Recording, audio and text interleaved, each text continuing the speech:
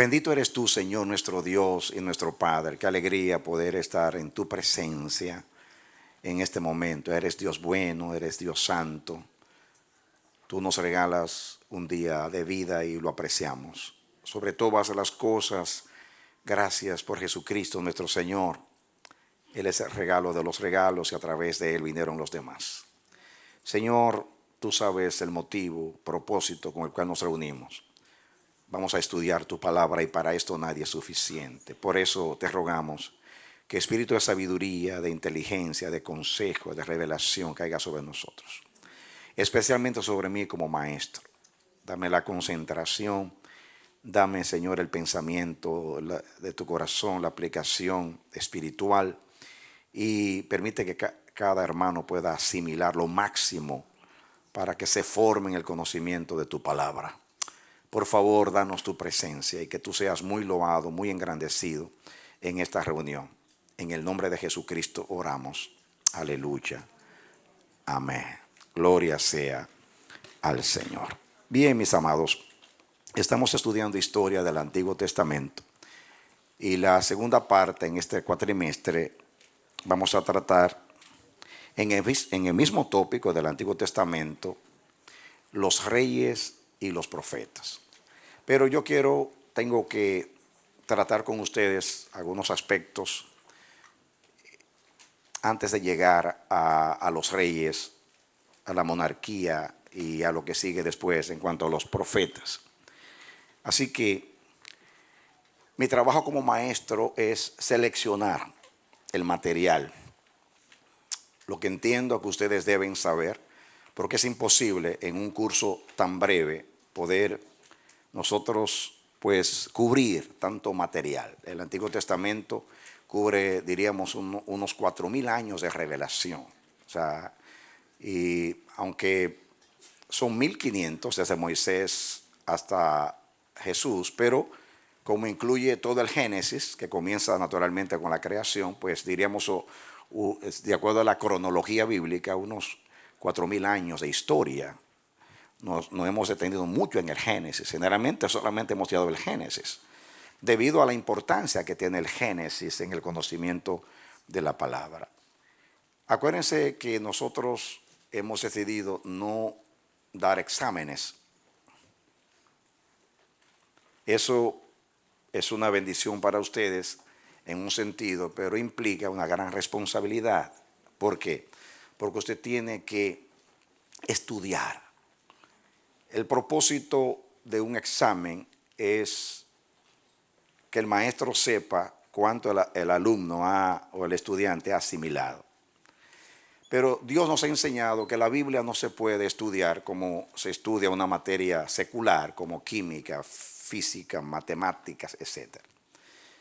Sino que la Biblia es un libro santo y no queremos que usted estudie la palabra con un estrés o una tensión. O que haga lo que hacen la mayoría de los estudiantes, que estudian para pasar el examen. No estamos interesados en eso. Nuestro objetivo es que usted aprenda, que usted asimile. También entiendo que no todos ustedes están al mismo nivel. Hay hermanos que apenas cursaron la primaria, otros la secundaria, otros tienen el conocimiento universitario. Algunos también han pasado por escuelas bíblicas anteriormente y algunos se han dedicado a estudiar la palabra. Entiendo eso.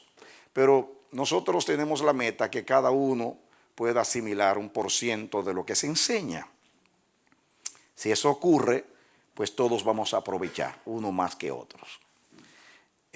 Debido a nuestro trabajo ministerial, en el caso mío, que me tengo que ausentar por causa de mi trabajo en las naciones, que tengo que viajar con frecuencia, pues significa que cuando asigne lecturas, ustedes tienen que asumir esa responsabilidad, porque aquí tenemos más o menos 1 hora y 30 minutos para cada clase. Es imposible en ese tiempo tan breve enseñar tanto.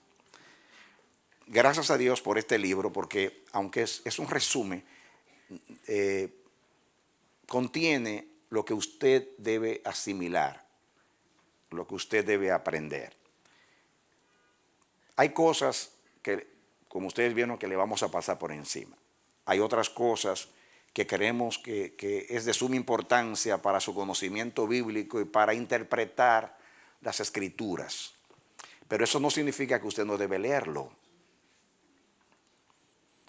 Nosotros los maestros seleccionamos, destacamos lo que creemos más importante, porque estamos obligados a hacer eso debido a la brevedad del curso. ¿De acuerdo? Eso ya lo he dicho muchas veces, pero tengo que estar repitiéndolo porque es algo que ustedes deben saber y entender. ¿De acuerdo? Muy bien. Por ejemplo, nosotros la última vez hablamos del Éxodo. Me detuve a hablar de las dos teorías acerca de las dos fechas. ¿Por qué es importante? Es importante para vuestro conocimiento, pero es importante también para que ustedes sean personas apegadas a la revelación bíblica, a la palabra de Dios. Porque en la iglesia, como he dicho muchas veces, hay una liviandad. Se estudia la Biblia como si fuera un libro secular. Y eso es un peligro. La Biblia es la palabra de Dios. Es un libro santo. Y hay que quitarse las sandalias cuando usted entra a estudiar la palabra de Dios. La iglesia ha perdido ese temor reverente. Y eso es lo que puede explicar el por qué la iglesia está tan distanciada de Dios. La iglesia de Roma, por ejemplo, ya prácticamente no cree en la Biblia, cree más en las tradiciones de la iglesia que en la misma Biblia. Ha perdido la fe en la Escritura. La iglesia protestante de la misma manera, los evangélicos. Entonces, eso ha traído como consecuencia, pues, la condición espiritual de la iglesia. Nosotros los piadosos nos consideramos así, que queremos vivir de toda palabra que sale de la boca de Dios y que tenemos un compromiso con guardar la fe y apegarnos siempre a la palabra como la única norma de fe y de doctrina. Entonces, somos apologistas o defensores de la fe. Como dice la palabra, que tenemos que contender por la fe que una vez fue dada a los santos. Y es por eso que me detengo a veces a exponer a ustedes los contrastes entre los que creen y los que no creen. No estoy hablando de los ateos, humanistas que no creen en la Biblia. Estoy hablando de maestros que están en los púlpitos que no creen en la palabra de Dios. No creen en el Génesis, no creen en nada. Están ahí porque para ellos es un empleo, para ellos la iglesia es algo social. La iglesia está para proveer un servicio social y para ser conciencia social, nada más. No entiende, ya no creen en la venida del Señor, no creen en un mundo después. Esa es la realidad de la iglesia histórica. Nosotros tenemos, mis amados, es una gran responsabilidad guardarnos puros y guardarnos en la fe que una vez fue dada a los santos. Por eso me detengo en algunas cosas. Mirando así, hoy, por ejemplo, hay muchas cosas que se pueden decir del libro de Éxodo, antes de llegar a la conquista de parte de Josué, o Josué como instrumento de Dios. Vi que era importante tratar acerca de las fiestas anuales o las fiestas solemnes de Israel. ¿Por qué? Porque eso rige todo el trato de Dios con su pueblo, y además para interpretar la Escritura es necesario entender, porque los profetas usan mucho en su lenguaje, usan como tipología las fiestas. Así que las fiestas tienen mucho que ver con la interpretación bíblica. Así que tengo que leer, naturalmente, no me voy a detener todos esos textos porque, como dije, ustedes tienen después que tomar esto y leer esos textos. Aquí lo voy a tratar someramente, después ustedes van y estudian esos textos para que ustedes puedan colaborar, corroborar que esta palabra es cierta y van a tener más provecho si lo estudian detenidamente. Aquí las fiestas anuales o fiestas solemnes de Israel. Quiero leer aquí en Éxodo capítulo 12, comenzando con el versículo 1, dice lo siguiente. Habló Jehová a Moisés y a Aarón en la tierra de Egipto diciendo, este mes os será principio de los meses. Para vosotros será este el primero de los meses del año. Hablad a toda la congregación de Israel diciendo, en el 10 de este mes, tómese cada uno un cordero según las familias de los padres, un cordero por familia. Y entonces ahí habla de la Pascua. Quiero enfatizar lo que dice el versículo 2. Este mes os será principio de los meses. Para vosotros será el primero de los meses del año. Aquí comienza lo que yo llamo el calendario hebreo. Los judíos tenían una manera de medir el tiempo en Egipto. Pero después que salen, el Señor quiere grabar en ellos la redención. Este acontecimiento, el Éxodo, que implica dos cosas, la redención de Israel y el pacto de Dios con Israel, debe ser el principio de los meses. Debe ser, el calendario tuyo debe comenzar con esta fiesta de la Pascua. Dios quiso grabar, marcar a Israel con ese acontecimiento. Es interesante y yo creo que de la misma manera, para nosotros el tiempo comienza con la redención. Nuestra vida comienza cuando fuimos redimidos por la sangre de Jesús. Ahí comienza nuestro calendario. Muy bien, entonces, después, más adelante, en Levítico 23, Deuteronomio, etcétera, etcétera, y en Éxodo también Dios habla de las fiestas anuales. Entonces, vamos a leer acá, dice, las fiestas anuales o fiestas solemnes de Israel.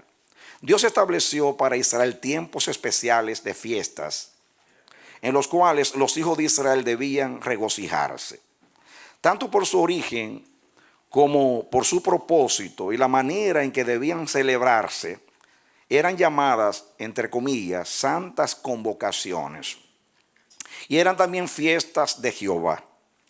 Todos, inclusive los extranjeros que habitaban con el pueblo, se alegraban y reconocían con gratitud las provisiones beneficiosas de Jehová Dios sobre ellos. En la etimología del término que se traduce, entre comillas, fiestas, se encierra el pensamiento de, entre comillas, cumplir con una cita. Así que, etimológicamente, esta palabra fiestas significa cumplir con una fiesta. Dios hizo cita con su pueblo del pacto para encontrarse con ellos en ciertos tiempos.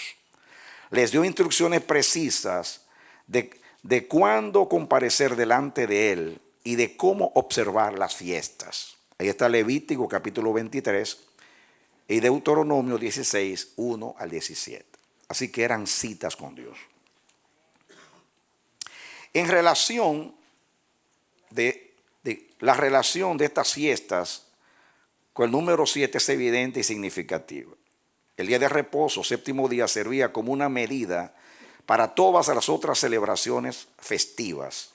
Ahí están los textos, Levítico 23, 1 al 3, Números 29, 9 y 10, Isaías 58, 3. Una fiesta marcaba a cada séptimo día, cada séptimo mes, cada séptimo año, y al año que seguía, al lapso de cada 49 años, o sea, 7 veces 7. Originalmente las fiestas anuales instituidas en Israel por Moisés, aparte del séptimo día, que era el día de reposo semanal, son las siguientes y las vamos a estudiar. No es una casualidad que Dios celebra, escúchenlo ahí como ahí, el séptimo día de la semana, y sigue el séptimo día, marcando los meses, marcando los años y los años de los años, como el caso del jubileo, que era cada 50 años. Es interesante. Eso no es una casualidad. El 7 habla de la perfección de Dios. Ustedes saben, porque en muchos sermones, ustedes lo han escuchado de parte de nosotros, que las fiestas eran memoriales. Dios quería grabar esos acontecimientos en la memoria de los hijos de Israel. En el caso del desierto, porque Dios quería que, como hizo Jesús con la cena, que levantó el pan y el vino y dijo, hagan esto en memoria de mí, es recordar, para que esos acontecimientos permanezcan vívidamente en las mentes de los hijos de Dios y no se olviden del propósito de esas fiestas. Comencemos con la Pascua. Éxodo 12 del 1 al 14 y Levítico 23, 4 y 5. No lo voy a leer porque nos tomaría mucho tiempo. Pero dice, el vocablo hebreo Pascua es pasar. Significa, entre comillas, un saltar sobre o saltar encima. Esta fiesta rememoraba la redención de manos de Egipto. Cuando el Señor pasó sobre las moradas protegidas por sangre, era la primera fiesta, base de todas las demás, así como toda bendición espiritual descansa sobre la redención del hombre pecador, efectuada por Cristo. Primera de Corintios 5:7, Primera de Pedro 1:19. Quien es, entre comillas, nuestra Pascua sacrificada por nosotros. Pesat significa pasar por encima. ¿Por qué? Porque el Señor pasó por alto. Cuando Dios dio la instrucción, maten un cordero, el cordero de la Pascua, tomen la sangre y pónganla en el dintel de cada puerta. Donde quiera que el ángel exterminador pasaba y veía sangre, pasaba por alto. Y no mataba o destruía a los primogénitos. Es decir, que la sangre era la señal para Dios de pasar, de no detenerse a destruir. En la aplicación para nosotros es lo mismo. Por eso Jesús instituye la Pascua con su cuerpo y con su sangre. Si entendemos la Pascua judía, entenderemos la Pascua cristiana, que es el cuerpo de Cristo. En el cuerpo de Cristo, el pecado fue deshecho y Dios pasó por alto los pecados pasados. Así lo dice Pablo. Dice que Dios pasó por alto los pecados pasados. Pasó de largo. La sangre hace que Dios pase de largo y no se detenga a destruir. Ninguna condenación hay para los que están en Cristo Jesús. Una poderosísima revelación del sacrificio de Cristo y de la Pascua. Pablo dice que nuestra Pascua es Cristo. Dice, esta fecha era celebrada el día 14 del mes de Abib o Nisán, el cual era el primer mes del calendario sagrado o religioso de la nación de Israel. En Éxodo 12:2, que ya lo leímos, el Señor dijo a Moisés, este mes os será principio de los meses, para vosotros será este el primero en los meses del año. Este mes fue nombrado por el sustantivo cananeo Abib, Éxodo 13:4, que significa, entre comillas, espigas o mazorca. Entre paréntesis, porque el grano estaba en la espiga. Si bien posteriormente se conoció por el nombre babilónico de Nisán, según Nehemías 2:1. Después del cautiverio babilónico, cambió el nombre a Nisán. Ya lo saben ustedes lo que eso significa. Comienza el calendario con ese mes, según Dios. Continuamos.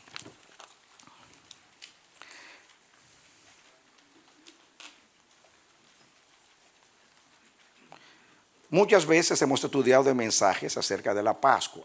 Yo dije brevemente lo que significa. A mí me llama mucho la atención que es el principio de los meses, que Dios estableció que ahí comienza el calendario con la redención, con la independencia de Egipto, en el caso de nosotros del mundo, del diablo y del reino de las tinieblas.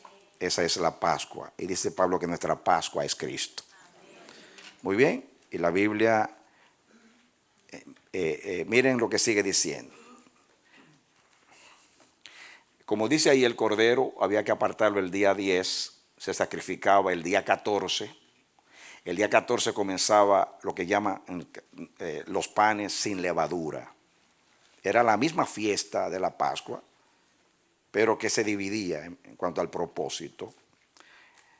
El cordero se apartaba el día 10, el 14 era el día de la Pascua. De ahí se comenzaba a contar 7 días, llamaba la fiesta de los panes sin levadura. Según Éxodo 12, 17 al 20 y Levítico 23, 6 al 8. La fiesta comenzaba la noche de la Pascua, según Éxodo 12, 6 y 18. Y duraba 7 días, hasta el día 21 del mes. Los panes sin levadura simbolizaban la prisa con que los hijos de Israel salieron de Egipto, según Éxodo 12, 11, 39 y Deuteronomio 16, 3.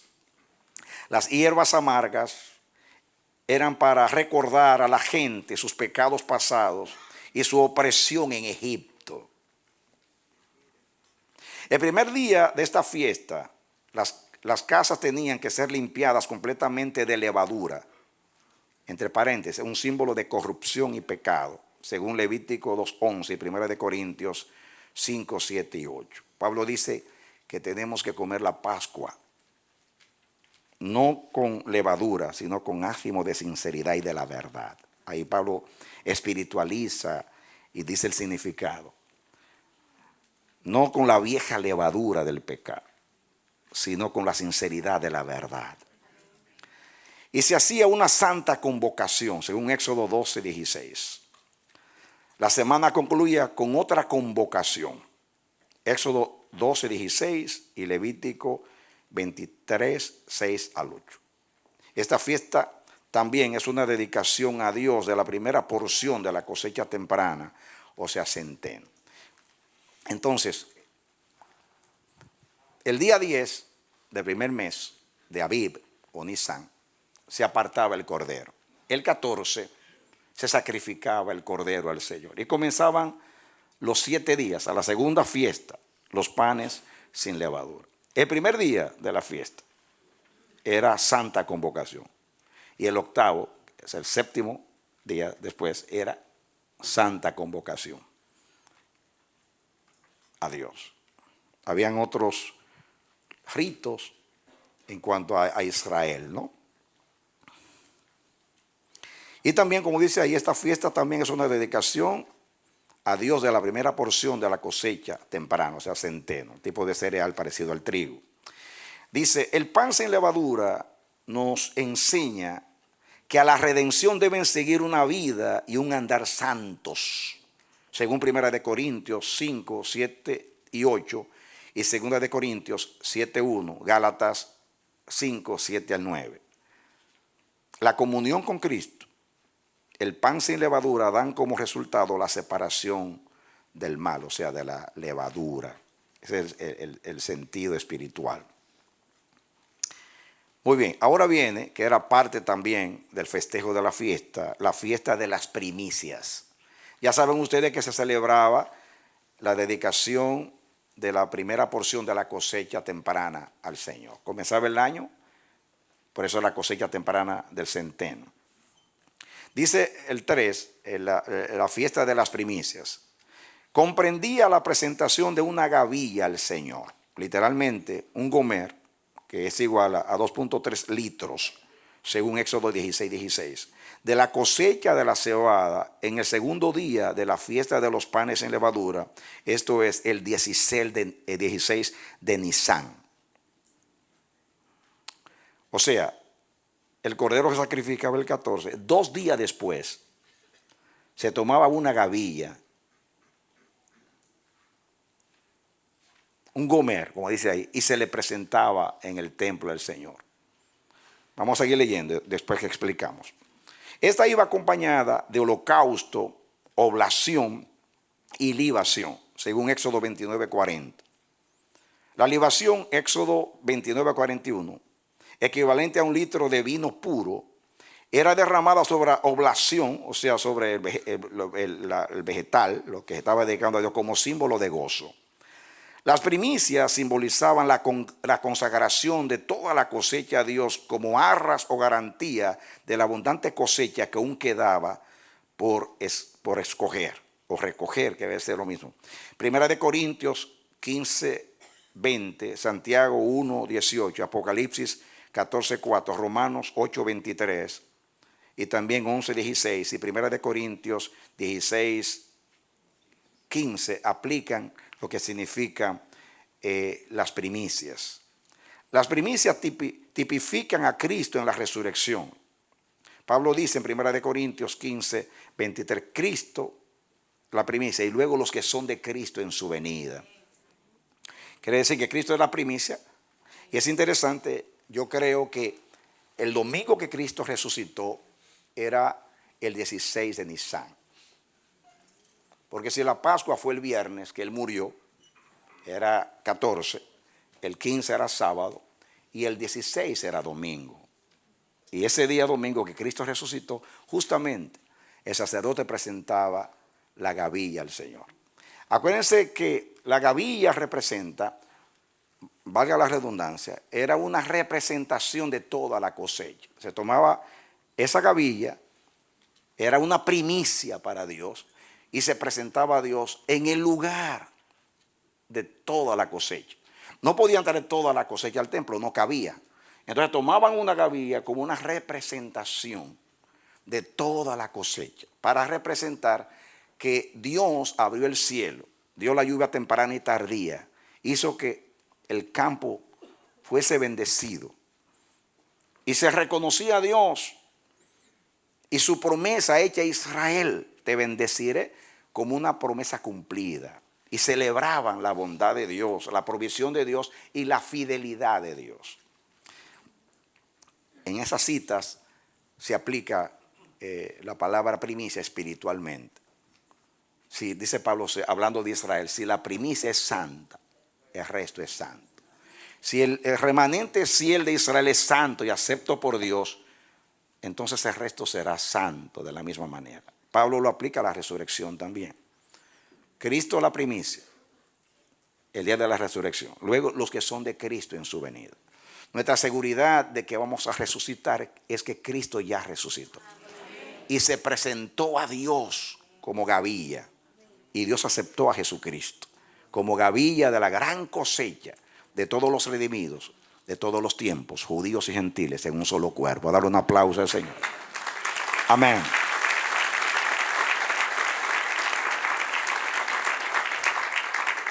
Estoy estudiando las fiestas judías, no solamente en el contexto histórico, sino en el contexto de lo que tipifican, de lo que simbolizan espiritualmente para nosotros. Muy bien, es importante, los diezmos son también primicias. La iglesia no lo ha entendido así. Pero si entendemos lo que la Biblia enseña de los diezmos, vamos a entender que son primicias. Por eso Malaquías dice, traed los diezmos al alfolí y hay alimento en mi casa. Porque los diezmos significa que de todas las bendiciones que Dios nos ha dado, tomamos la parte de Dios, la porción de Dios, las décimas, y las traemos a Dios, a la casa de Dios, y se presentan las décimas. Si las décimas, que son las primicias de nuestro trabajo, de la bendición de Dios, entonces el resto, lo que nos queda, será santo. Algunos que no entienden, que solamente están pensando en que si yo doy, Dios me va a dar, que es una aberración de la adoración, porque ese no es el sentido de Dios. Aunque hay una promesa de Dios, ese no es el sentido espiritual de los diezmos, de que tú me das y yo te doy. Los diezmos es adoración. Significa, Jehová bendijo mi casa. Y como bendijo mi casa, yo traigo las primicias. Traigo una representación de todos mis bienes. Si yo me doy una casa, no puedo traer la casa a la iglesia. ¿Entiendes? Entonces yo traigo una porción. Yo traigo las décimas y las ofrendas y las presento a Dios. Y digo, Señor, tú has bendecido mi casa. Tú fuiste fiel. Tú has sido proveedor en mi casa. Y yo te doy la porción de tu casa, que es santificada para ti. Si las primicias, los diezmos y las ofrendas son santas, el resto, lo que me quede en mi casa será santo. Todo lo que yo administre para mi casa será santo. Y ahí está la bendición. ¿Dónde está la bendición? En reconocer que Dios es el dueño de todo. En reconocer que Él es el proveedor. Y yo lo reconozco por la fe y la obediencia. Entonces de esa manera yo adoro a Dios. Dios solamente hizo promesas, pero yo no puedo, sería egoísmo concentrarme en promesas. Por eso dice, de lo que recibes tus manos te damos. No es de lo que tú me vas a dar, de lo que ya tú me diste. Y hay muchas cosas que son primicias. Debiéramos de nosotros tomar esta enseñanza para todo. Dedique a Dios siempre las primicias. No necesariamente tiene que ser ofrenda para traer a Dios. Usted, cualquier cosa que Dios le dé primero, donde quiera, Señor, mira, esto es lo primero, yo te lo dedico a ti. El primogénito era de Dios, porque era lo primero. Y Dios lo redimió. El primogénito era lo primero. Lo primero se le daba a Dios. Es una manera de reconocer que Dios es el primero, el último y el todo. No podemos estudiar sin sacar el sentido espiritual de las cosas, amados. Pero en toda su relación con Dios, presente las primicias a Dios. Y vuelvo a decir, no estoy hablando de dinero solamente. Estoy hablando de cualquier cosa que usted reciba primero. Dígale al Señor. Amén. Si le dan un honor, diga, Señor, te doy la primicia del honor. Si lo honra, te doy la primicia de la honra. Te hace un reconocimiento, te doy eso. Me gradué, te doy la primicia de mi graduación.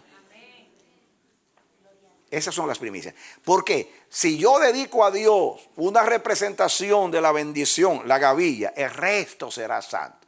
En otras palabras, la manera de santificar el resto es trayendo con amor y entendimiento a Dios la gavilla, la primicia a Dios. Ojalá que entendamos eso. Eso no es simplemente una lección espiritual. Esa es la manera que debiéramos de vivir los santos en la adoración. La adoración no se limita al tiempo que venimos a cantar y a orar en el culto. La adoración es una manera de vivir. 24 horas, 7 días toda mi vida, adorando a Dios y reconociendo a Dios en toda mi vida. Hay que darle el principio del dolor, el principio de la prueba. Porque no, si todo es primicia. Amén. Gloria a Dios. Entramos entonces a la fiesta número 4, que en realidad lleva a ser la segunda, porque la Pascua, los panes sin levadura y la fiesta de las primicias eran una sola fiesta en el mes primero. ¿Ok? Yo la puse así para que la podamos estudiar, pero era una sola fiesta. ¿De acuerdo? 7 días dedicados al Señor. Ahora entra, diríamos, la segunda fiesta, que viene siendo la cuarta en un sentido, pero viene siendo la segunda. Fiestas de Pentecostés, era llamada también la fiesta de las semanas, según Levítico 23, del 15 al 22, y Deuteronomio 16, 9 al 2. El término Pentecostés es la palabra griega pentaconta, que significa 50. Se contaban 50 días desde la fiesta de las primicias, o sea, el 16 de Nisan, que es el día de las gavillas. Se contaban 50 días. ¿Por qué? ¿Por qué se comienza el 16 de Nisan? Porque también Pentecostés era una celebración de la cosecha, de la segunda cosecha. ¿Me entiendes? O sea, la fiesta tiene que ver con la bendición de Dios, con el trato, la provisión de Dios. Se comenzaba a contar 50 días desde la fiesta de las primicias, 16 de Nisan, hasta el 6 de Sivan. Más adelante vamos a estudiar en el calendario ese mes. Levítico 23, 15 y 16. Se inauguraba presentando a Dios las primicias de la cebada y terminaba con el final de la recolección del trigo. El final de la recolección del trigo y la presentación oficial de sus primicias en el templo. Es interesante, mis amados, el sentido espiritual de esto. Porque es una casualidad que Cristo resucita el día de las primicias para ser primicia de la resurrección. 50 días después viene el Espíritu Santo, que las arras de nuestra herencia, como primicia también a Dios. El Espíritu Santo es primicia también al Señor. Qué lindo el cumplimiento de las fiestas en Cristo y en el Espíritu Santo. Dice, seguimos, se ofrecían 2 panes por el pueblo, junto a holocausto, oblación, libación, ofrenda por el pecado y ofrenda de paz. Los panes hechos con levadura, esta vez con levadura, tipificaba la formación de la iglesia el día del Pentecostés. La iglesia, el cuerpo de Cristo, se compone de pecadores.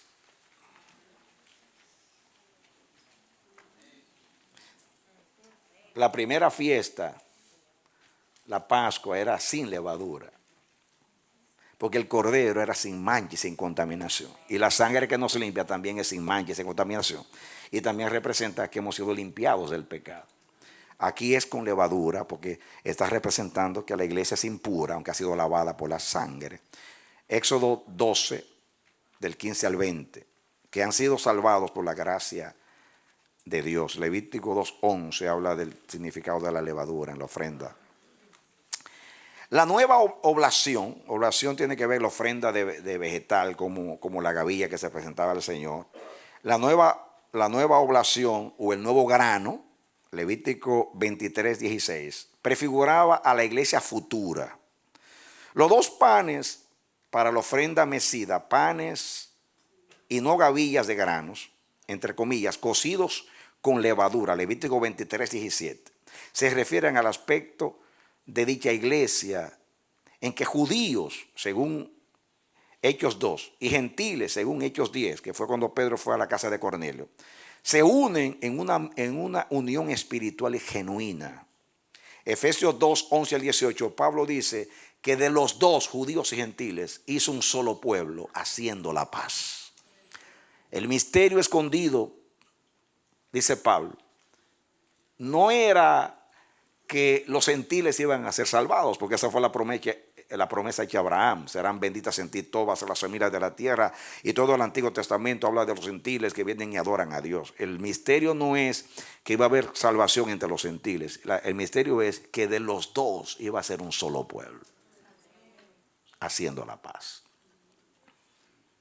Amén. Ahí están los 2 panes, judíos y gentiles. Dice aquí, se unen en una unión espiritual o genuina por el advenimiento del Espíritu Santo en Pentecostés. ¿De acuerdo? Muy bien. Eso era en el mes de Sivan, 50 días después de la fiesta de las primicias. Ahorita vamos a estudiar el calendario, vamos a ver algo acá. Ahora, las 3 fiestas solemnes celebradas en el mes séptimo, en el mes de Tisrei, que es septiembre, octubre. Es lo mismo. En el primer mes habían 3 fiestas: la Pascua, el pan sin levadura, o los panes sin levadura, y las primicias. Ahora aquí hay 3 fiestas: la fiesta de las trompetas, el día de la expiación y la fiesta de los tabernáculos. En un solo mes, en el mes séptimo. Comencemos con la primera, fiesta de las trompetas, Rosh Hashanah. Levítico 23 al 35, Nehemías 8:2, 9 al 12, o nuevo año judío, celebraba el primero de Tisrei, es el mes séptimo. Más adelante vamos a estudiar que el calendario judío se divide, habían 2 calendarios, el religioso y el civil. El civil comienza en el año séptimo, y justamente cuando se celebraba el toque de la trompeta, estaban celebrando el comienzo del año civil con el toque de la trompeta o de las trompetas. ¿De acuerdo? ¿Entendieron eso? Muy bien. En el mes séptimo se tocaba la trompeta. Dice aquí, para inaugurar o celebrar el principio del año civil. Más adelante vamos a ver los dos calendarios para que entendamos. El calendario religioso o espiritual comienza en el mes de Abib o Nisan, que es el número 1. El séptimo es el principio del año civil. ¿Ok? Rosh Hashanah o Año Nuevo Judío, celebrado el día primero del mes séptimo. El toque de la trompeta, entre paréntesis, el shofar o cuerno de carnero. El primer día señalaba el comienzo del año civil, Rosh Hashanah, según Números 29, 1 al 6. El son de trompetas, a reunirse la iglesia, ofrece un cuadro de la unificación de Israel al final de la época, al concluir la dispersión mundial. Ahí están los textos: Mateo 24, 31, Isaías 18, 3 y 7, Isaías 27, 12, 58, 1 hasta el 14. También Ezequiel 37, 12 al 14. Ahí está, como dice, el son de las trompetas. Es una tipología de la reunión de la iglesia, que dice aquí: el son de las trompetas, a reunirse la iglesia, ofrece un cuadro de la unificación de Israel al final de la época, cuando Dios traiga a su pueblo al final, o sea, Israel. Yo creo que Jesús vendrá ese día, ese día cuando comienza el año eterno. ¿Por qué? ¿Cómo yo lo sé? Bueno, porque Jesús murió en la Pascua, primera fiesta.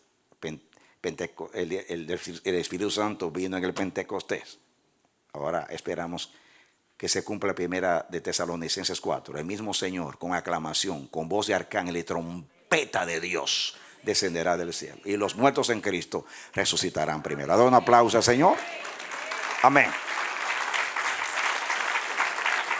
Eso es una interpretación mía y yo sé que de otros también. Uno deduce ya, porque esto es bueno estudiar al Señor, porque cuando uno sigue las huellas de Dios, uno puede saber. Cuando usted conoce a Dios, usted dice como el apóstol Pablo, cuando instruye a la iglesia de los Corintios acerca del matrimonio y acerca de las vírgenes, si se deben casar o no se deben casar. Y Pablo decía, esto dice el Señor. A veces decía, esto digo yo, no el Señor. Y usted lee eso, pues eso no es inspirado porque lo dijo Pablo. Pero Pablo termina el capítulo diciendo, pero yo también tengo el Espíritu del Señor. ¿Qué quiere decir? Dios no me ha instruido acerca de eso, pero como yo conozco al Señor, yo sé que este es un mandamiento del Señor. Eso es bueno, conocer a Dios, porque usted puede aplicar la vida de Dios a toda situación, aunque la Biblia no hable de eso. Usted sabe lo que es digno de Dios y lo que es indigno de Dios. Amén. Seguimos. En el mismo mes séptimo, segunda fiesta, día de la expiación, Yom Kippur. Levítico 16 completo, del 1 al 34 habla de eso, y el 23, o sea, capítulo 23 de Levítico, los versos 26 al 32. El día de la expiación celebrado el 10 del mes séptimo. ¿Cuándo? El 10 del mes séptimo. Primer día, Rosh Hashanah, toque de las trompetas. El día 10, Yom Kippur, el día de la expiación. Yom Kippur es el día de la expiación. Muy bien. Celebrado el 10 del mes séptimo, con ritos de humillación y ofrenda de sacrificios. Era la ordenanza más importante dada a Israel, porque en ese día se hacía expiación por los pecados de toda la congregación. Levítico 16, 16, 21, 30 y 33. El mismo capítulo 16, los versos 16, 21, 30 y 33. Dios dice que ese día expiaba los pecados, limpiaba el santuario de todas las inmundicias de los hijos de Israel. Dios limpiaba a todo su pueblo. Por eso humillación, ayuno delante del Señor. El sumo sacerdote entraba al lugar santísimo para expiar los pecados de él y de todo el pueblo. Y dice que entraba para limpiar el santuario de todas las inmundicias de los hijos de Israel. Yo entiendo que como cuando los judíos o los hebreos llevaban su adoración a Dios, vamos a pensar en la ofrenda por el pecado. Cada pecador llevaba un animal, ponían la mano sobre el animal, confesaban sus pecados, se mataba el animal y se rociaba la sangre sobre el altar de bronce. Y el Señor perdonaba. Pero según Dios, esos pecados quedaban en el santuario. El día de la expiación, Dios recogía todas las iniquidades del pueblo, de todos esos pecados confesados, que según Dios contaminaban el santuario.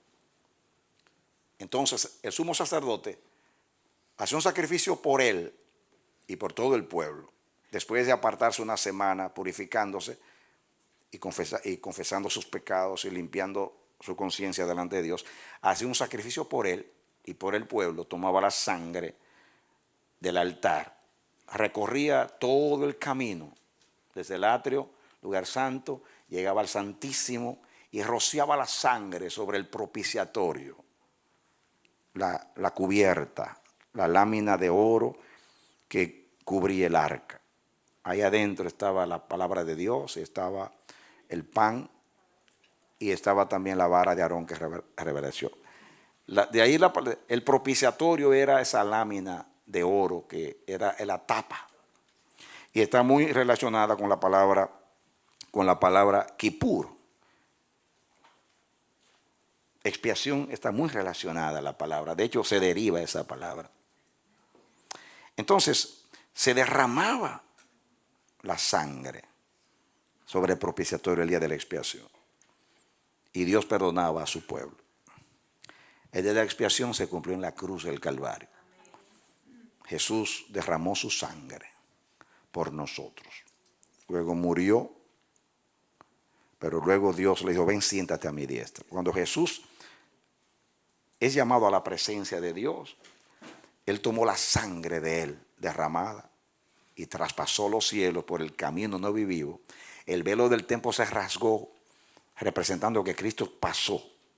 Y entonces Él está ahora ya en el propiciatorio. Señor, sé propicio a mi pecador.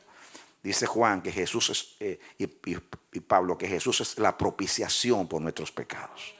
Entonces Jesús está mediando como sumo sacerdote, presentando su sangre a nuestro favor, como hace el sumo sacerdote el día de la expiación.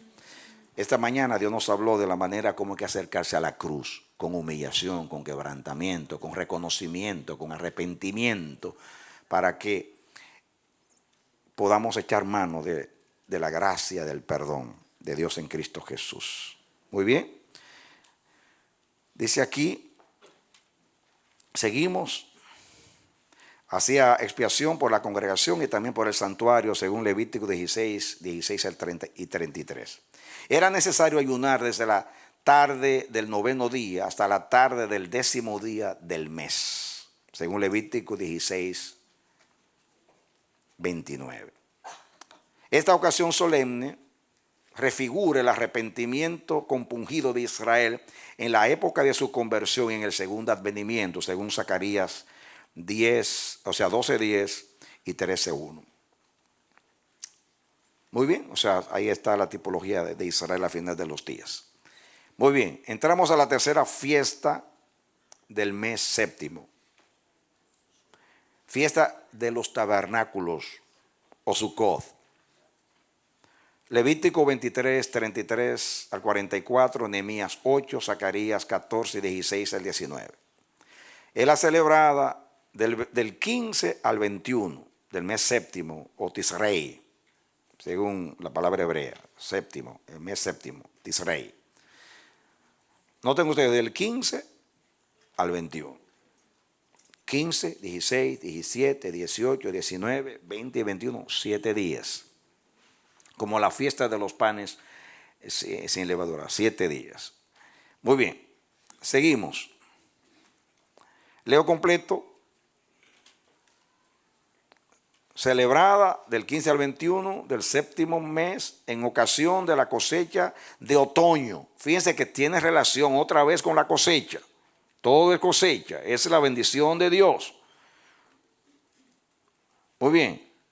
Con ocasión de la cosecha de otoño, cuando se recuerda la marcha por el desierto, construyendo para unos días unas cabañas en el campo.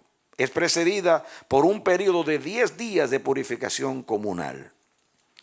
El primer día se hacía santa convocación y también el octavo, igual que la Pascua. Primer día y el último eran días santos.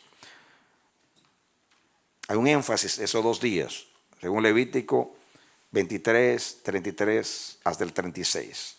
Habitaban en tabernáculos hechos de ramas de diferentes árboles durante los 7, paso de páginas, 7 días de la celebración.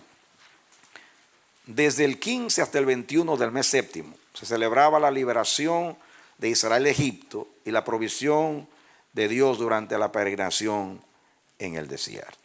Es importante que ustedes memoricen estas fiestas y no es difícil memorizarlo. Primeramente piensen, lo vamos a estudiar más adelante. Bueno, vamos a terminar y después lo vamos a ver en el calendario allí. Dice aquí, otras fiestas o celebraciones. Después del exilio en Babilonia, después de los 70 años de la cautividad, los judíos establecieron otras 2 fiestas anuales, las cuales se celebraban aún, o se celebran aún. 2 puntos. Número 1, fiesta de la dedicación, Hanukkah, celebrada el 25 del mes de Kisleu, o sea, diciembre, instituida por Judas Macabeo cuando el templo volvió a ser dedicado después de haber sido profanado por Antíoco IV Epífanes en el año 165 a.C. Según primera de Macabeos 4, 36 al 59 y segunda de Macabeo 10, 1 al 8 y también en Juan 10, 22 habla de la fiesta de la dedicación, duraba 8 días. Ustedes estudiaron con Pastor Manolo acerca de Antíoco Epífanes. Él tomó un cerdo, creo que fue una cerda, sí, porque él quería profanarlo más. El cerdo era inmundo, pero ser hembras mucho más todavía, me parece, en el lugar santísimo. Siempre para mí ha sido un misterio porque Dios no mató a quien hizo eso. Dios no actuaba en cuanto a los enemigos cuando su pueblo estaba peor que los enemigos. Muy bien. Así que ya saben lo que es la fiesta de Hanukkah y por qué la fiesta llamada la fiesta de la dedicación. Juan dice en Juan 10, 22. Vamos a ponerlo allí a ver si a Juan 10, 22 para que entiendan. Juan 10, 22. Celebrabas en Jerusalén, dice, la fiesta de la dedicación. Era invierno, o sea, diciembre. Número 2, fiesta de las suertes o Purim. Celebrada los días 14 y 15 del mes de Adar. Eso es febrero y marzo. Siempre se pone febrero y marzo porque no necesariamente coincide con nuestro calendario. A veces es en el medio de los dos. ¿Me entiendes? Entonces, no es exactamente como el calendario nuestro. Por eso se ponen generalmente 2 meses porque coincide en esa fecha. Ese es el problema con la Pascua, que los católicos han establecido una fecha. A veces coincide con la Pascua judía, pero no necesariamente, porque ellos, los católicos tienen una manera de hacer sus cosas, ¿no? Su tradición. Deberá de ser en la Pascua judía y seguir pero no lo hacen así. Dice, celebrada el 14 y 15 del mes de Adar, febrero o marzo, entre febrero y marzo. Ya ustedes saben, amados, es una historia muy conocida. El texto bíblico es Esther 9, del 20 al 32. Ahí Mardoqueo, por orden del Señor, estableció que los judíos siempre recuerden cómo Dios los libró del exterminio, de lo que la Biblia llama la maldad, la iniquidad de Amán. Muy bien. Número 3 dice, además de estas fiestas anuales, había otras, como la de los novilunios, según Números 10:10, 28 del 11 al 14. También el año sabático, muy conocido. El año sabático es cada 7 años, según había una celebración. Éxodo 23:10 y 11, Levítico 25, 2 hasta el 7. Y el año del jubileo. Después de 49 años, 7 por 7. Entonces el año 50 era el año del jubileo, según Levítico 25, 8 a 16 y 27, 16 al 25. Ustedes saben lo que significa esto. Ese año se perdonaban las deudas, las propiedades regresaban a sus antiguos dueños, había liberación. Y la tierra volvía a Dios, porque Dios dijo, la tierra es mía, no es de ustedes. Fui yo que redimí esa tierra y es mía. Ahora, vamos a ver un poquito el calendario. Vamos a proyectar aquí para que vean. Muy bien. Dice aquí, orden en el calendario. Primeramente, mírenlo ahí, el calendario sagrado comienza con el mes 1, pero el calendario civil comienza con el mes séptimo. ¿De acuerdo? ¿Ya lo vieron? Fue lo que dije, pero ustedes lo están mirando ahora. Y naturalmente, ahora comencemos en el primer mes, era el mes de Abid. Entonces, ese mismo, cuando dice nombre antes del exilio, significa antes del cautiverio. Relaciónense con el término pre-exílico y post-exílico, porque lo van a ver en los libros. Y cuando ustedes digan pre-exílico es antes del exilio, de la cautividad en Babilonia, y post-exílico significa después del exilio. Cuando estudiamos los profetas, hay profetas que fueron pre-exílicos y profetas que fueron post-exílicos, o sea, después del exilio. Así también se dividen los tiempos. Nombre antes del exilio. Muy bien, ya entienden lo que es antes del exilio o pre-exílico y después post-exílico. Muy bien. Nisan fue el nombre que adquirieron de Babilonia. Después, ese es el equivalente, la Pascua entre los meses de marzo y abril. La estación del año, equinoccio de primavera, lluvias tardías. Es muy importante en el calendario. La Biblia usa mucho la figura de lluvia temprana y lluvia tardía. Es muy importante eso. Bueno, ustedes lo están viendo acá en el calendario y así, por eso veo la importancia de que ustedes se ubiquen contextualmente en las fiestas, porque tiene mucho que ver con la interpretación de la Biblia, muchas veces las tipologías y eso. Muy bien.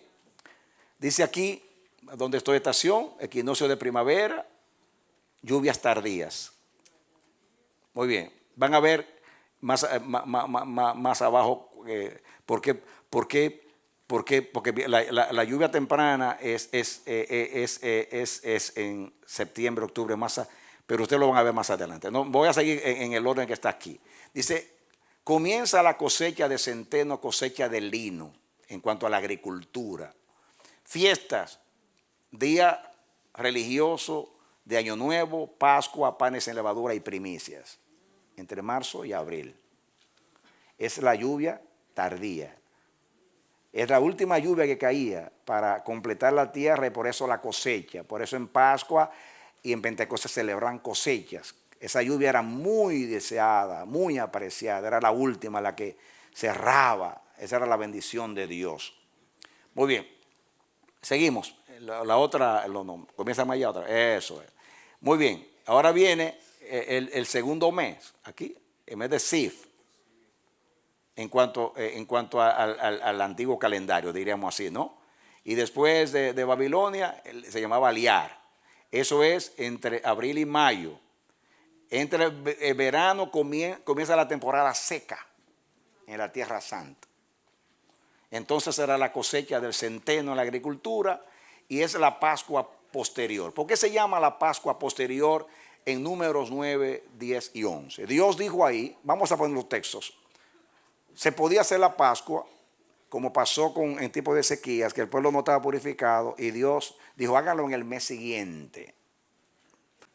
Dice, habla a los hijos de Israel diciendo, cualquiera de vosotros o de vuestros descendientes que estuviere inmundo por causa de muerto o estuviese de viaje lejos, celebrará la Pascua a Jehová. Sigan. En el mes segundo, a los 14 días del mes, entre las 2 tardes, la celebrarán. Con panes sin levadura y hierbas amargas la comerán. Era la misma celebración, pero un mes después, en las mismas fechas, se apartaba el cordero el 10, el 14 se hacía el sacrificio y después la fiesta de los panes.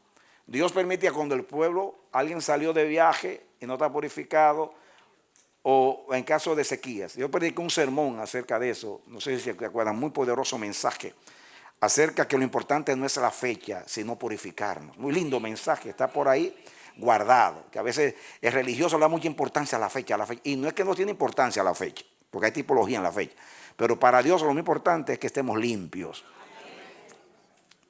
No es el ritual, es el propósito del rito, lo que significa. Regresemos ahora. Qué lindo estudiar la Biblia, ¿no? ¿Cuánto se aprende estudiando la palabra de Dios?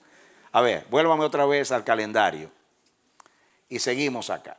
Estamos en el segundo mes, cosecha de centeno, la Pascua posterior. Muy bien, ahí están las citas bíblicas.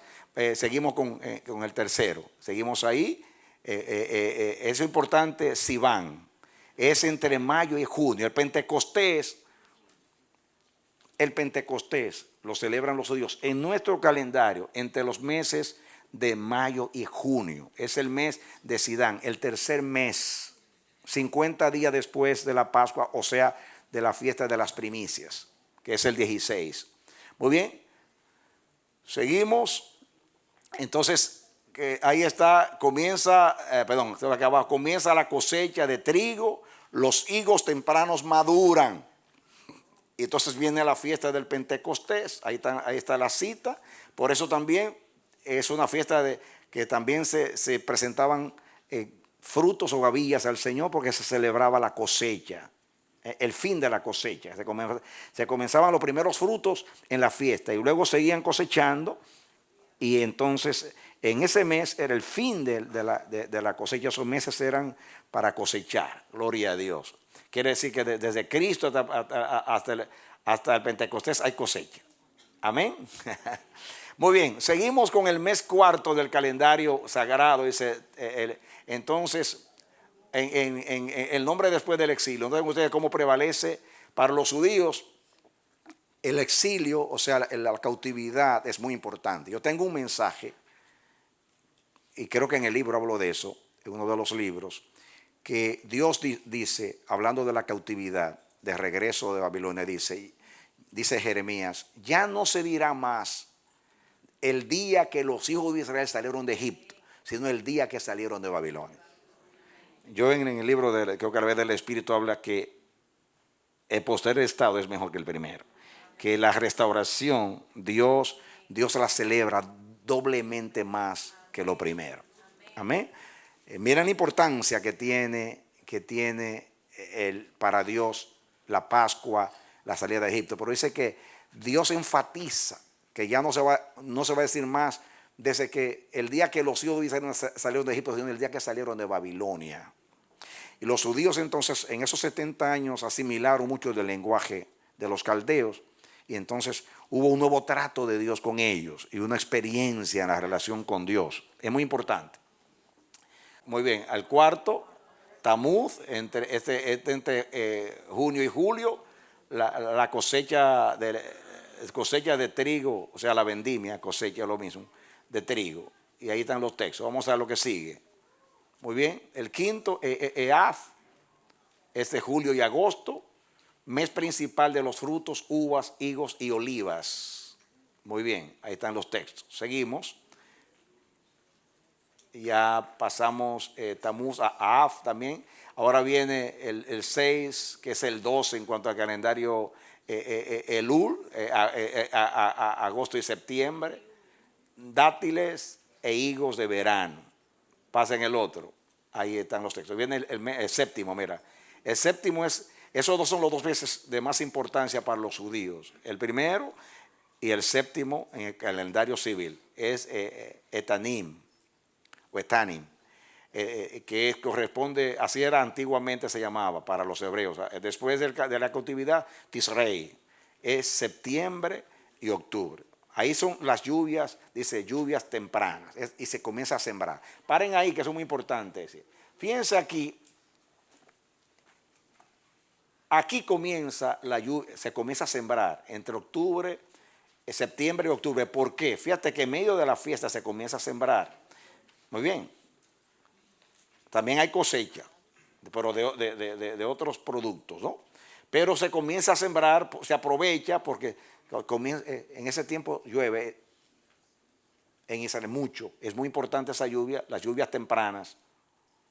Ahí se siembra. Graben el mes.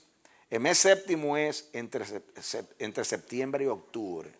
Es muy importante porque es el mes séptimo, pero el primero en cuanto al calendario civil. Muy bien. Lluvias tempranas, se siembra. Entonces viene el arado y la siembra. Entonces aquí, día civil del año nuevo. Ahí están las tres fiestas del mes séptimo o primero del calendario civil. Trompetas, día de expiación y fiesta de los tabernáculos, que ya lo estudiamos, ahí está el texto. Pasamos a, muy bien, octavo es Bul, es Majeshabán o Majeshabán. Son los meses de octubre y noviembre. Siembra de trigo y de centeno, convocación solemne. Dice ahí está el texto. Seguimos. Muy bien. El 9, Kisleu, entre noviembre y diciembre comienza el invierno. Ahí está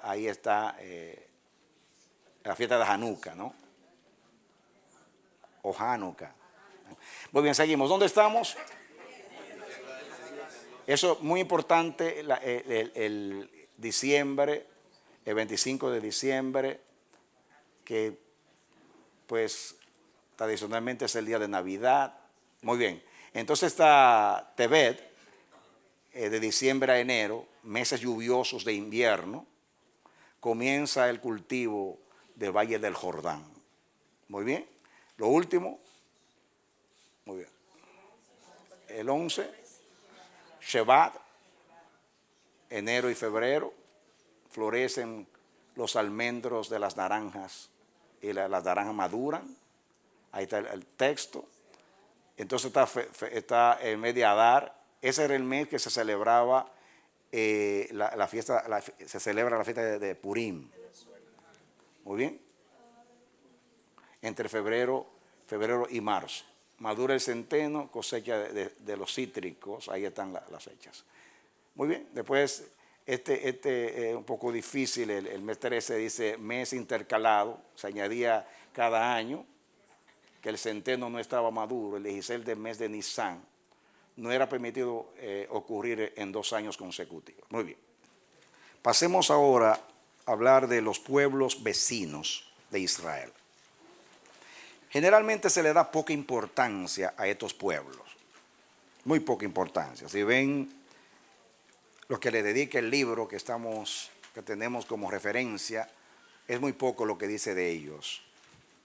Generalmente hablamos de los grandes imperios, de Egipto, de Asiria, de Babilonia, Persia, Roma, etc. Pero pasamos por alto, obviamos a estos pueblos que eran vecinos de Israel. Sin embargo, Israel está más relacionado históricamente con estos pueblos que con aquellos pueblos que invadieron.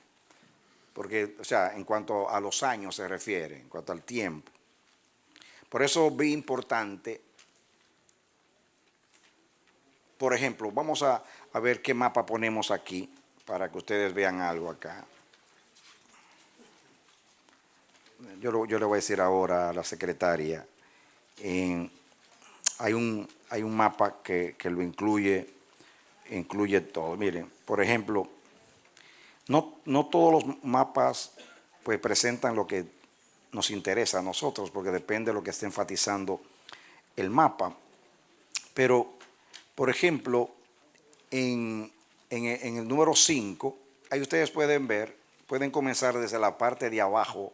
Van a ver aquí a Edom, la parte de abajo.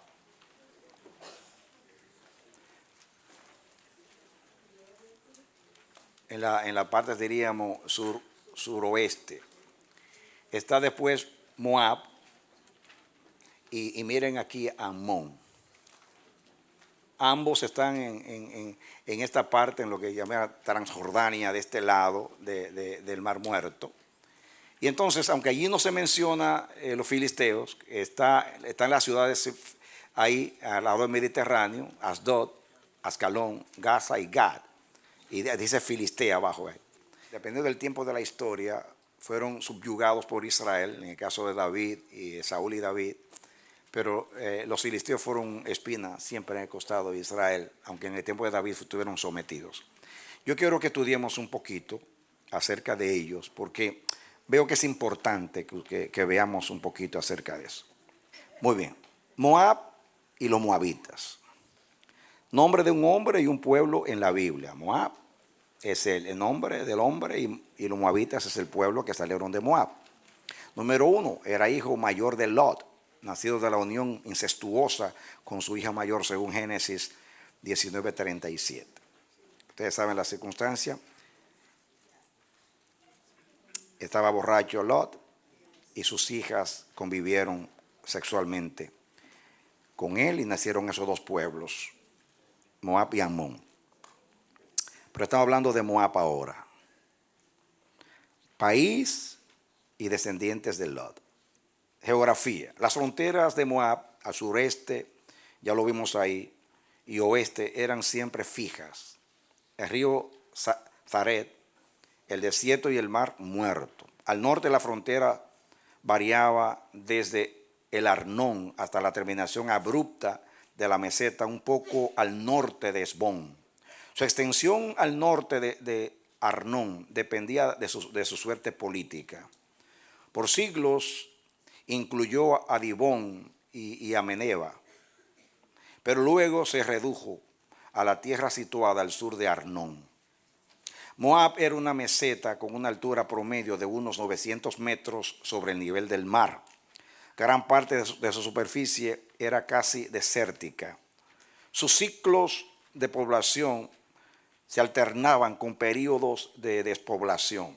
Durante el tiempo de los profetas era una pequeña nación bastante estable con un alto grado de civilización. Seguimos, pasamos por la otra página. Vayan ustedes, yo estoy leyendo, ustedes me detengo en lo que sea importante, pero vayan captando ustedes y después ustedes estudian esto con sus textos para que leer los textos es que ustedes van a asimilar más. Historia. Primeramente, los tiempos prebíblicos o antes de la narración de la Biblia. Esto no necesariamente sea verdad, a veces son cosas especulativas. Dice, por los restos arqueológicos se sabe que la tierra de Moab estuvo poblada desde 6.000 años. Eso ya nosotros sabemos que no está de acuerdo con la cronología bíblica. Su época más civilizada corresponde a los años 2300 a 2000. Eso está de acuerdo con la Biblia porque sabemos de dónde procede Moab, que viene en el tiempo de Abraham y de Lot. Cuando los pobladores eran los emitas, gente de grande estatura. Vamos a leer el texto de esta vez, de Deuteronomio 2:10. Dice, y los semitas habitaron en ella antes, está hablando de la tierra de Moab, pueblo grande y numeroso y alto como los hijos de Anac. Quiere decir que los moabitas vencieron a los emitas y se establecieron allí. ¿De acuerdo? Ya saben que estos eran los pobladores que precedieron, estuvieron antes de Moab. Antes de la invasión israelita. En tiempo de Abraham, en esta región hubo ciudades con reyes, según Génesis 14, 5 al 12.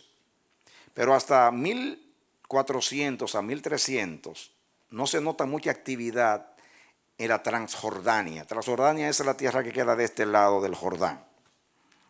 Entonces surge Moab como nación. Se extendía del Sared hasta Jaboc. Eran dos ríos. Y había desplazado a los gigantes emitas. Sin embargo, más tarde una invasión amorrea ocupó la tierra desde el Jaboc hasta el Arnón, según Números 21, 26 al 30. Ahora, desde Moisés hasta Salomón, aquí hay mucha historia de los moabitas.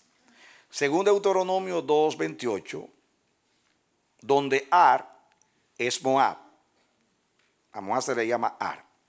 Los moabitas permitieron a Israel pasar por su territorio y aún les ayudaron con comida. Pero según Números 21, 11 al 15 y Jueces 11, 17, no les permitieron transitar por la carretera del rey, entre comillas, que atravesaba el territorio de sur a norte.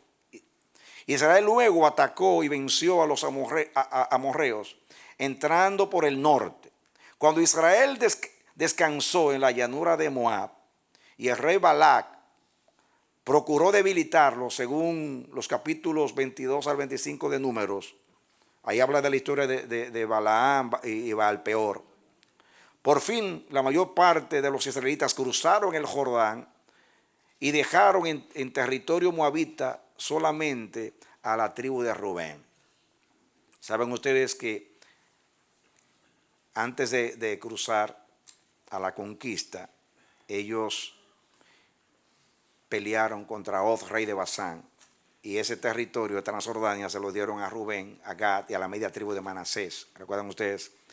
Dice, en el tiempo de los jueces, Jefté, que era un juez de Israel, dice que Israel habitó pacíficamente en la parte norte de Moab durante 300 años, según ese pasaje, que lo leímos una vez y después más adelante lo vamos a leer.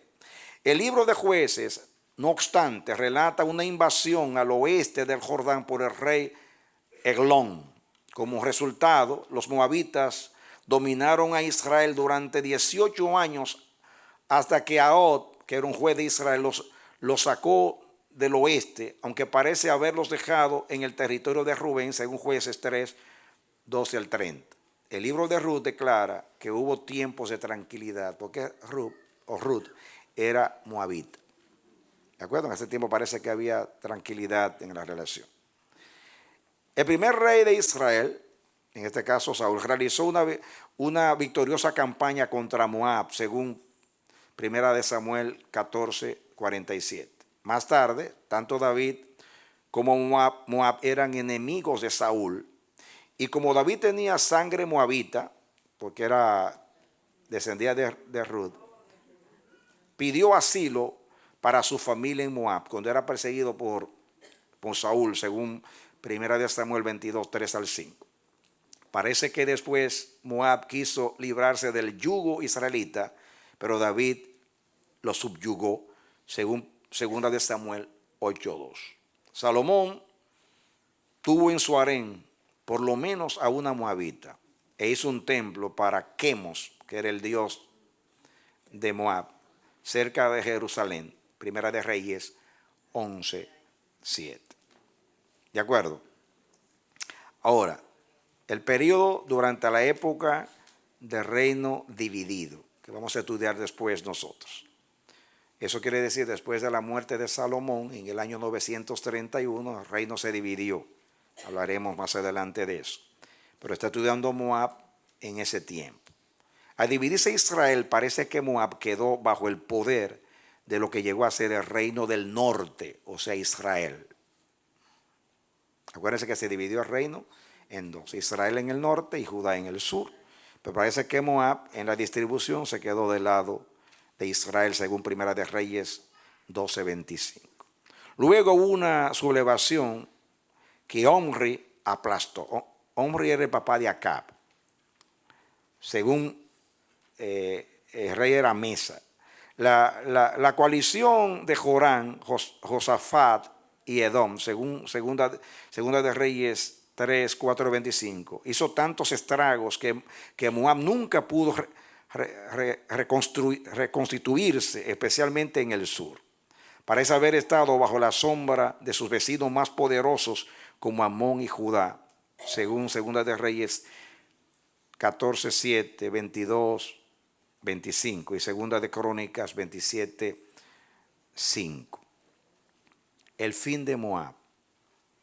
Al extenderse el poder de Asiria, Asiria invade más adelante. Eso lo vamos a estudiar. Moab quedó como vasallo de ella. En los últimos días de Israel y Judá, Transjordania sufrió varios ataques árabes. El rey de Moab, como si el colaborador de Asurbanipal, que era un rey de Asiria, capturó al rey árabe Amuladi y lo mandó encadenado a Nínive, que era la capital de Asiria. Los árabes, en represalia, castigaron a Moab y debido a ello jamás recobró su carácter de nación. Las condiciones de estos tiempos se reflejan fielmente en la literatura profética. Ustedes después van a estudiar a Isaías 15, 16 y Jeremías 48. Completo, habla de profecías contra Moab y Dios habla de la exterminación y cómo iba a desaparecer Moab como nación y el castigo de Dios a Moab. Sofonías 2, del 8 al 11 también. Y en la escasez de pruebas arqueológicas posteriores al 600 antes de Cristo. La manera como desapareció. Es interesante y me paro un poquito acá para comentar algo. Fíjense, amados, a mí siempre me ha ministrado esto. Los filisteos desaparecieron de la historia. Los moabitas, los amonitas, todos esos pueblos vecinos. Naturalmente, en la transformación de la historia se mezclaron y formaron otras naciones, pero perdieron su identidad. Los filisteos, amonitas, moabitas, etcétera, desaparecieron. Los fenicios, que era Tiro y Sidón, existen en esos lugares históricos, pero esos pueblos desaparecieron. Sin embargo, Israel permanece. Aunque 2 veces fueron sacados de su territorio. Eso no es una casualidad. Eso nos habla de la fidelidad de Dios con Israel. Yo siempre he dicho que si alguna vez usted pierde su confianza en Dios, o sea, inclusive deja de creer en Dios, solamente tiene que estudiar la historia de Israel y se va a dar cuenta que Dios está presente en la historia. Denle un aplauso al Señor.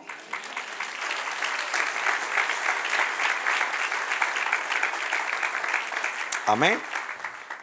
Hay una nota aquí de arqueología, dice, la estela moabita, que la vamos a estudiar después cuando llegue su tiempo, es el hallazgo más importante de Transjordania, Mesa, que era el rey del tiempo, donde se cita textualmente a Dibón, que la Biblia habla de esa ciudad. Se ha descubierto otra estela más antigua acerca de Kirareset, pero la inscripción está demasiado desgastada para poder descifrarla. Es una pena muy grande porque hubiera sido una gran aportación al conocimiento. Posiblemente habla de cosas que habla la Biblia. Por ejemplo, la estela de Moab. El rey Mesa habla de cómo se liberó de Israel y concuerda con la Biblia. Naturalmente es la manera de contar la historia, pero está de acuerdo con lo que la Biblia dice, que hubo un tiempo donde Moab se independizó de Israel. Seguimos. Dice, de los largos siglos de escasa población o de vida nómada, no quedan artefactos arqueológicos. Por tanto, los años 1300 hasta el año 600 antes de Cristo encierran el poderío de más interés. Se han identificado todos los pueblos más grandes de Moab y se sabe que sus fronteras al sur y al este estaban protegidas por una cadena de torres y fortalezas. Debido a su reducida extensión geográfica y a los accidentes de clima y terreno, Moab nunca pudo desarrollarse como una nación imponente. Eso es una nota arqueológica. Muy bien, amados. Entonces, vamos a detenernos aquí y en el segundo periodo seguimos. Vamos a tener una oración para terminar este periodo. Dejamos la afirmación. Y entonces seguimos después. Vamos a orar a Dios. Pueden hacer una pausa conmigo y entregar este tiempo al Señor. Padre amado, Dios eterno, gracias. El propósito de estudiar la historia del Antiguo Testamento es ayudarnos a contextualizarnos cuando estudiamos la palabra. Sabemos que la Biblia debe ser estudiada en su contexto para poder ser fieles a la interpretación. El contexto literario, que es las letras, los textos que están arriba y debajo, que preceden al texto que estudiamos, y lo que sigue después. Eso nos ayuda a interpretar las letras en el contexto, el aspecto literario, pero el aspecto histórico nos ayuda a ubicarnos históricamente y así poder saber lo que tú quisiste decir en ese tiempo. Gracias, oh Dios. Muchas gracias. Permite que tú puedas hacernos grabar estos datos históricos. Y cuando estemos estudiando la palabra, el Espíritu Santo nos recuerde los datos para de esa manera ayudarnos a interpretar bien las Escrituras. Porque tenemos un compromiso y es ser fieles a la palabra escrita. Sabemos que hay mensajes ocultos, escondidos en las letras que son los remas. Pero es muy importante conocer el logos para poder interpretar y sustraer la palabra inspirada, la palabra revelada. Gracias, oh Dios. Muchas gracias por este tiempo. En el nombre de Jesús. Aleluya. Amén. Den un aplauso al Señor.